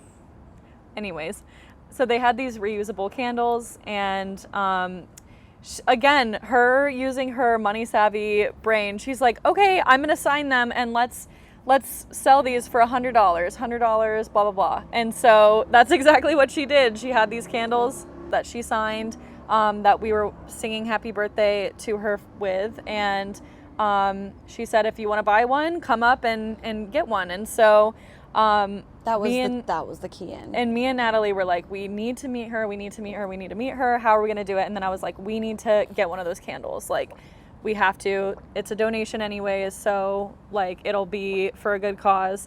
And so we find somebody, we say we want to buy a candle, please let us buy a candle. And we just talked to one of the staff members, and he said, okay, yeah, there's one candle left. They went pretty quick, I guess, because we went up pretty quickly, so I guess they really went fast. And so and in that we got to meet her, because we got to get one of her signed candles. And well, leading up to this moment, I was nervous, right? Yeah. I went up to the stage and I asked, can we please go see Jane? And then Coral was like, no, you have to use the candle to leverage meeting her. And so I was sort of like, I don't know if this is going to happen, but you pushed me to talk to the right person who put us in the room with her. We really had to use the candle to leverage meeting her. So I was happy to donate, and so we did that. And sure enough, we're waiting in line, and I've got my Jane Goodall Barbie with me, and I'm looking at you all nervous. And we go up to meet her, and she was just so sweet. And I feel like I was talking too fast. I didn't leave that much room for her to talk. But this is a 2-minute interaction. And you also gave her a letter that you wrote to her, which was so sweet. That's true. Yeah, that's another good part of the story. And then I handed that letter off to Charles in the VIP room, in that first room where we met her. And I kind of passed it off to him quickly. And she actually read the letter before we met her. Oh, really? I didn't know that. Yeah, she did. It was open on the table when we came inside. What? I did not notice that at all. Yeah. She read it. Oh my God, I know. That's so sweet. I know. And so when I went to cry. tell her, I love that. I know. It was so cute. And I talked about her name and why it's so important to me, and Jane, and my middle name, and why I love her so much. And when I went to talk to her, I told her why, Jane is so important to me. She said, yes, I read your letter, Natalie. Oh my God, I didn't know that. I know. We were just so excited that I missed that point, I guess. And she thought it was cute. I had the Barbie, and she signed it. She got to sign it, yeah. And we got that great photo with her. Yeah. And we were just beaming with joy. And everybody in there too, it wasn't just us. There was a number of people in there to meet her, and everybody was just so excited. I know. So inspired. There were so many kids. I know. And who else was there? The famous actor. Clint Eastwood, that's right. Yeah, Clint Eastwood was there. Saw Clint Eastwood. My goodness. Which is really a telltale sign of the connections Jane has with certain celebrities, Yeah. She is a Clint celebrity Eastwood, herself. Bono. The list goes on. Yeah. So, anyways, that was a beautiful story and a great midway section. And you got to tell her that you were going to Africa. Right. That's one of the first things I told her. I was like, I'm actually going to Africa this summer. And she asked me, oh, where? And I told her to Nairobi in Kenya. And I didn't tell her that I was going to Gombe, but I feel like that moment really manifested fast forward 5 months later when I actually did travel to Africa abroad. And I met her in Gombe, and she remembered who I was. Amazing. From that moment when we met her. And that's a serendipitous story. And we have a lot of exciting content about Africa, and that'll come soon. We're just gonna tease it a little bit here. We won't go super far into it, but you did get to meet Jane in her house in Gombe National Forest, where I did an interview in her house with her right-hand man. Yeah, so that's pretty incredible. It was unreal. Yeah. And that moment, that Saturday morning when my dad texted me, if there's a will, there's a way, that really stuck with me. Yeah. Because I wasn't going to take no for an answer. You don't take no for an answer. We are yes women. Respectfully. There is a time to take no for an answer. Yes. That's on respect. But yeah. Anyways, I just love your energy around this, your willingness to say yes. You came to Costa Rica, you came to Monterey. We are all for the yes, the can-do attitude. Yeah. And that's why I'm happy to have you as a co-host. And I'm just so excited because we get shit done. We meet the people we want to meet. We're in the right place at the right time. We make the podcast happen. We're just going to continue to make this vision come true.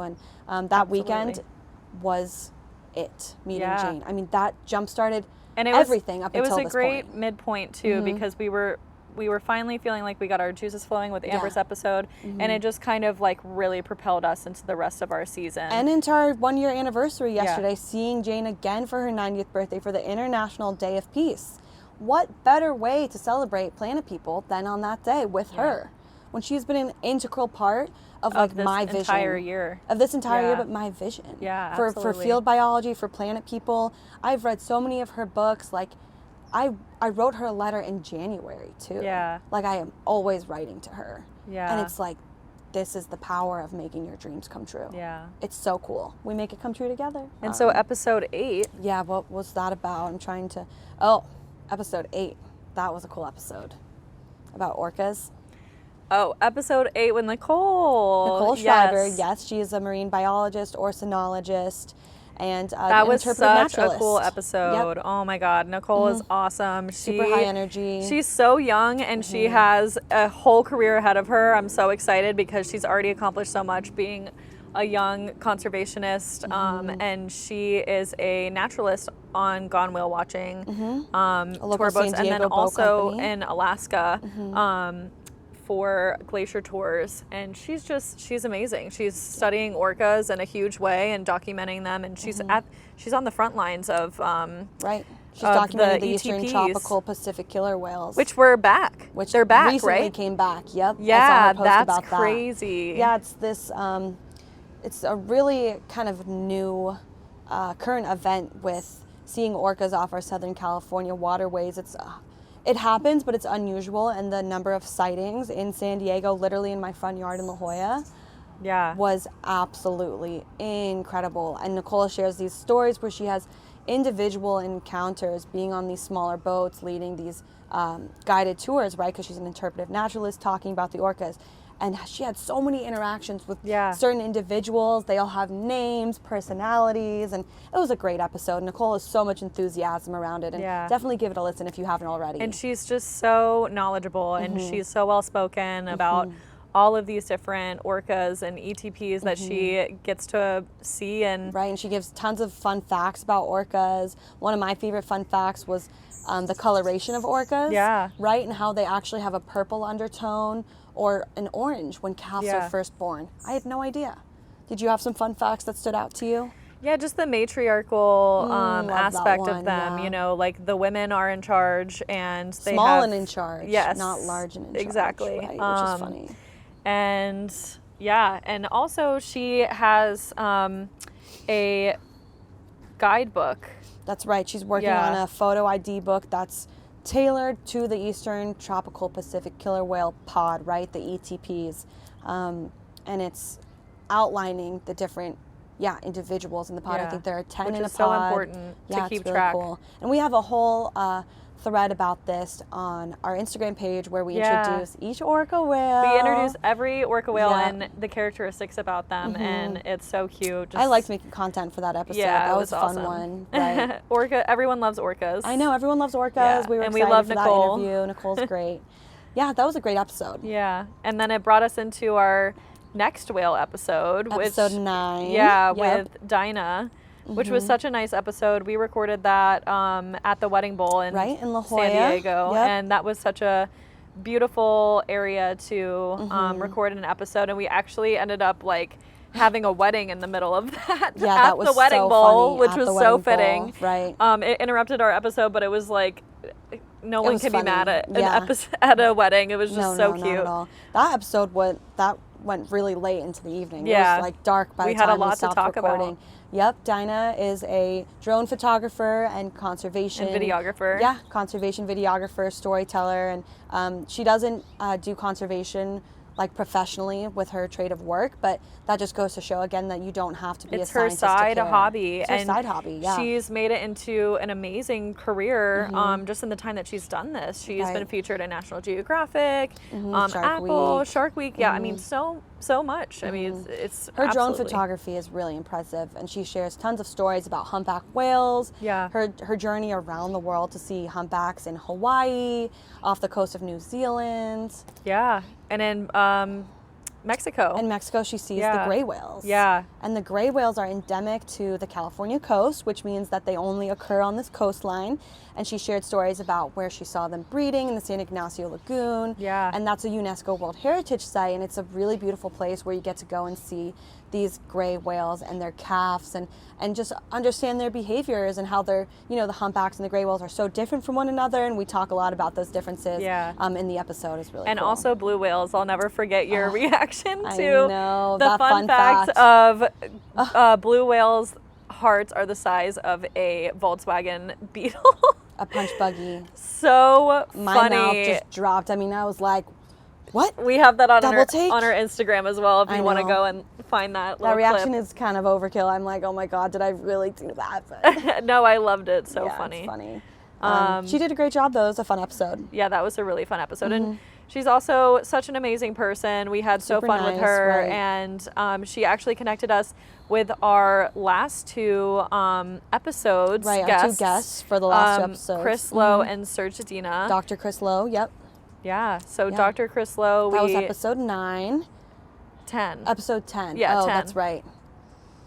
Yeah, we Right. interviewed Dr. Chris Lowe for episode 10. Yes. And we talked all about the CSU Shark Lab. Right, so and Dr. great Chris white Lowe. sharks and Right. all of his expertise around that. So yeah, in that episode, we talk about the CSU Shark Lab, and Dr. Chris Lowe is a marine biologist and a professor of marine biology where he teaches his master's students about great white sharks, and they go and deploy lots of conservation technologies to monitor and tag juvenile great white sharks off of the coast of Southern California. And so he goes with his students into the field and they physically tag sharks with a tracker so they can understand migration and behavioral patterns of great white sharks in California, which is really cool. Yeah.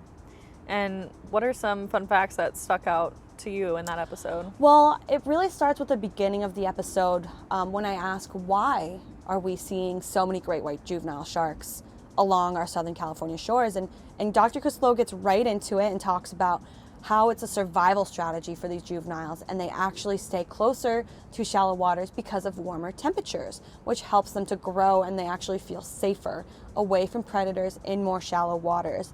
And so through this understanding of, why are they here, he's able to track their migration and see where they travel to, and they really stay, or they have been seen up as far as Santa Cruz, and there are tons of great white sharks along the California coast, but in terms of that Southern California bite, it's from Santa Barbara down to San Diego, and they see great white sharks up and down the coast. Yeah. It's really cool. It's a great episode, and Dr. Chris Lowe is extremely well-spoken. You can tell he's a teacher. He shares tons of amazing analogies. He leaves about you the great wondering. white sharks. Yeah. When listening to that episode, he leaves you wondering. He does, and I yeah. just felt like that spoke to his him being a professor and a teacher, and I love that episode, and I loved He's so well-spoken. yeah, he's so great. And So one thing to mention with the CSU Shark Lab is, unfortunately, they were funded by the state. California state budget. Yeah, and so they were not considered in the budget for 2024, and that is not good for them. They need that funding. I think they've been funded by the state since 2016. Yeah, and that's they have huge a halt. very big budget to support the CSU Shark Lab. He has several master students, a lot of employees. I mean, this is a world-renowned shark lab. Yeah. Like, they do tons of research, and they need help. Yeah, they really rely on need that help funding, right now. and they rely on the funding. Yeah, they are responsible for like leading, the findings for great white sharks. well, and it's important not just for research sake and academic sake, but it's a public safety matter. When we understand great white shark behavior, we can better inform the public to not fear these sharks, because now lifeguards are involved with the shark lab, and they work together to keep people safe by teaching them about the whereabouts of sharks, what you can do. And so when we value research in a way that benefits the public, which is something that Dr. Lowe talks a lot about, we can understand how to work together. He also works with different fisheries groups to reduce bycatch of sharks, right? Yeah. Working so it's locally cool. in the community, for sure. Another great example of taking that community-based conservation action and addressing the complex social ecologies that go into protecting people and great white sharks, right? So we talk a lot about social ecology. I know I've gone through that before, but it's really the interaction of complex interest groups, so different human groups, lifeguards, fisheries, beachgoers, and how they interact with the environment, how they interact with great white sharks and behave in the ocean, which is the shark's home. Yeah, and something to really note is, because they don't have the funding, they're going to be very sparse this year. And something that you can do as a listener and tell your friends to do is to write your legislators, write Southern California legislators, to consider them in the state budget for 2025, 2026. It's really important that they get that budget back. And in the meantime, donate if you're able to, but definitely send those emails, make those phone calls. We have it in the show notes for that episode. Period. Very important to do that. So Yes. Yeah. Great But then episode. Dinah also connected us with Wild Coast. Who was our season finale. Yeah. Where we feature Serge Dedina, the executive director and founder of Wild Coast. And that may be one of my favorite episodes. Yeah, it's because really Serge great. he is such a great storyteller, and he is truly a local ocean hero. Yeah. Raised in Southern California, he shares stories about what it was like growing up in the 60s and 70s in LA, where... And just hearing that perspective, too, was really, really cool. Well, that's what's jarring, to hear how the environment has actually changed for the better since he was a kid in the 60s and 70s. Dr. Lowe also said something similar, like the coastline and the waters and the air is actually cleaner in California. And today than it was in the 70s. Yeah. And in And 60s Serge and 70s, speaks about that. Right, because he was a kid growing up on the beach where there were oil tars all over the coast. And you see it a little bit in Santa Barbara now. Oh, and in San Diego. You still see tar on the beach. Yeah? Yeah. Right, and it's just crazy. But it was hearing. apparently way worse. It was very common because Long Beach and Huntington Beach had all of these oil factories, because Southern California is a hub for extracting oil and natural gas. And he grew up seeing that and would go to the beach, right, and have to remove the tar with oil. Yeah. With an oil substance, which is not good for you either, to remove the tar. Yeah. And since then, we have cleaned up our act, right? In the 1970s, we see the passing of the Clean Water Act, the air quality, the Marine Mammal Protection Act in 1972, right? And so this is around the same time that Rachel Carson wrote Silent Spring, which basically banned DDT, and so we talk a lot about that, and Serge's perspective is just awesome. Yeah, and just all of his, if we always say boots on the ground work, he is boots on the ground. I mean, and he will stop at nothing to get his mission done, and again, get shit done. That was his whole thing. Yeah. If that was actually one of my favorite parts of the interview, is I asked him, what would you like to leave our listeners knowing if you have one last tidbit of advice? And the first thing he says, get shit done. Yeah. Immediately. And he just says put that. yourself in areas, situations around people that will better you. I mean, he talks about role models. He talks about his mentors and everything. in environmentalism and all of the work that he did in Mexico and is still doing. And and love that you his have perspective. to work with local communities, you have to work with government, you have to have this entrepreneurial energy around making Right. this shit happen and for the better. And so I am loving this moment right now. There's a huge bush tit flock coming through in your backyard, and they are just so cute. where? A moment to listen to the bush tits.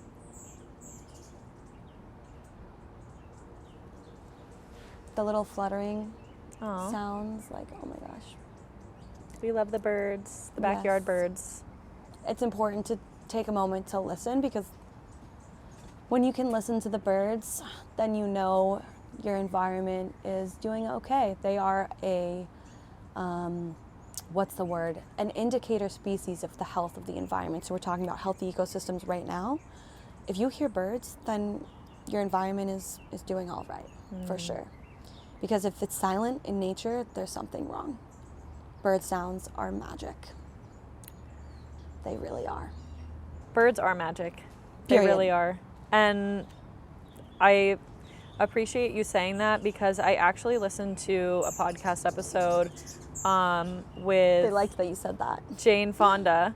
Oh, I love Jane Fonda. Yeah, she's incredible. And she said something that will always stick with me, that I guess like hundreds and hundreds and hundreds of bird species have gone extinct in her lifetime.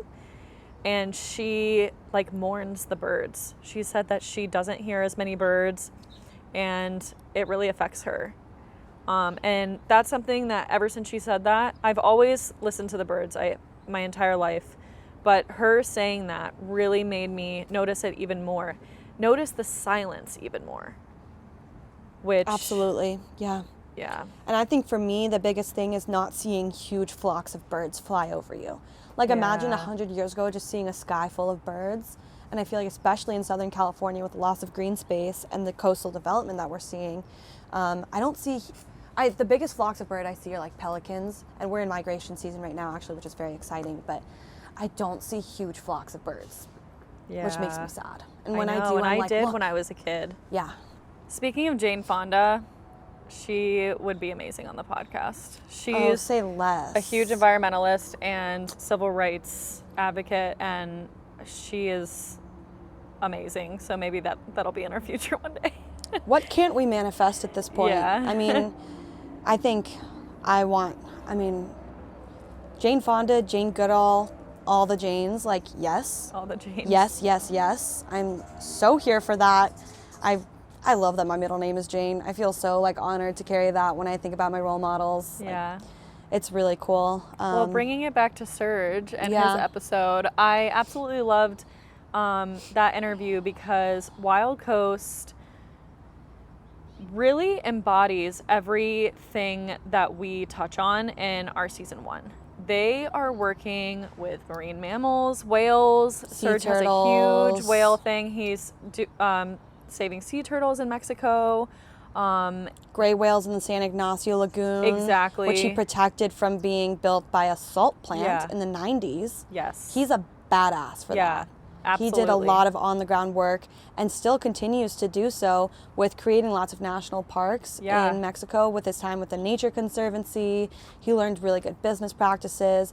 And at the time he was starting Wild Coast, and in 2000 and then 2007 his Mexico team, the Mexican coastline hadn't been fully developed, where that parallels in Southern California during the yacht era, in the 80s, where there was starting to be a lot of coastal development and the removal of iconic surf spots in California. So he goes south to Mexico to make a difference there, and he does that with Wild Coast and everything, and it's And they awesome. also work a lot with blue carbon sequestration, which is, we touch on this with Amber. Like, it was just such an amazing organization to bring every single thing that we touch on in our entire season. And all in one episode, we kind of hit every single point. And they are doing everything that they can to save this coastline. And yeah, just incredible interview. It is. It's a really good interview, and yeah, you make a good point, just how he ties in every single element of the episode. Like, there couldn't have been a better season finale, because his story embodies the whole vision of Planet People, right? He is boots on the ground. He uses education-based solutions, blue carbon solutions, working with communities, indigenous groups, and he ties in just the importance of all of these different elements of social ecology, really, and how they can work together and how we can find a solution and take action, get shit done. Get shit done. And that was just such a good episode, and definitely give it a listen. Serge is such an inspiration. Yeah. And I love that he, takes that advocacy standpoint, with his experience being mayor of Imperial Beach and advocating for the border crisis where we're seeing tons of water pollution because of waste coming from Mexico. Like, the beaches in Imperial and Coronado have been closed for 3 years because of the runoff from wastewater at the border, right? Yeah. So it's jarring, and there's a lot of work that needs to be done, but I feel inspired. And like he said, helplessness leads to hopelessness. So how can we be hopeful to help ourselves, to have empathy for the environment? And it was a great episode. And I'm just so excited that... It was a good season finale. Yeah, it was a great season finale. It was a great season, wrapping up the coastal conservation season. And it's really cool that we got to do a lot of recording outside in La Jolla, Del Mar, now in Echo Park. And I'm just so grateful. And thank you for coming down for all those episodes. And of course. Even though we had a bit of challenges recording Serge's episode where we were being harassed by someone, had to change locations, and dealing with pausing for all the helicopter traffic, and we're dealing with that recording today too. Outside has its challenges, darling. We love the moments though of, for instance, earlier when we were listening to the birds and we had the hummingbird visit us, and it's like it's worth it. We're to in be Southern able to California, outside. There's a lot going on. People, air traffic. I mean, there's like how many we're millions just bringing of real here? life to you. Yeah, we're bringing real life to Planet People. That's right. That's on Planet People. Yeah. So, we're wrapping up this first season and... Wrapping up this episode now, which is a bonus episode and kind of a peek into co-hosting together. Yes. Yeah, it'll give you a little taste of what to expect for season 2. Mm-hmm. And we have a lot of really exciting guests that we have lined up for season 2. And Bono, Jane Goodall. Manifesting that right now. Let's hope. I love you, Bono. But it's just been so amazing. I'm so happy to have both of you on this journey. Shout out Hugh again. We just love this team. So to wrap up this bonus episode, it's been amazing recounting this past year with you. I'm excited for the future of this podcast and the future of still working with my work wife, and also becoming a co-host. I'm excited for that as well. I'll bring a little more layman's terms to the episodes because I love hearing the scientific stuff, but sometimes I'm like, what's that mean? So it'll be really fun. It's a good balance. Yeah. I'm really looking forward to, what's next? So what is next?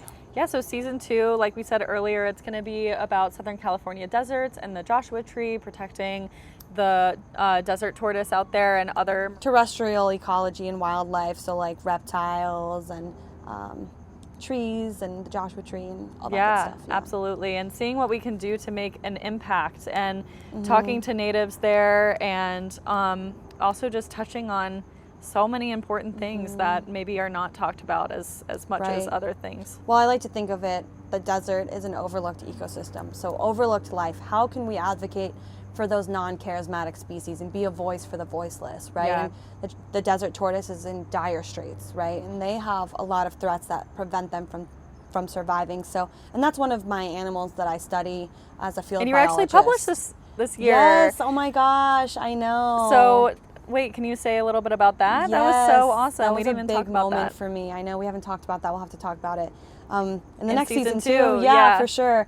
But it was great. I was asked to be featured in a Johns Hopkins textbook, actually, which is really cool, about tortoises all over the world. And I'm the only. It's a photo of me holding a desert tortoise, wearing a Desert Tortoise Council t-shirt. Shout out to the Desert Tortoise Council. We'll definitely be interviewing them in our next season. And me handling a tortoise with a transmitter on it. So the transmitter studies it and it tracks its movement and all that. Similar to a tag of a shark. That's right. And so my photo was featured in this textbook, and I'm the only person in the textbook featured. That's awesome. Which is Congratulations. a big milestone for me. So thanks. We'll get into that more for sure. Yeah, we have a lot to talk about for season 2. I'm so excited. And we will be taking a little bit of a break just to get our bearings. Like I said earlier, we have full-time jobs, and we want to really just take a step back and get our get the back end of things just organized, and so that way we can be a little bit more consistent to you guys. Yep. It's more strategic. Absolutely. And so we're really excited about that. And then also something that might be happening with the podcast soon is we might be integrating some ads. But I want to say a little bit about the ads.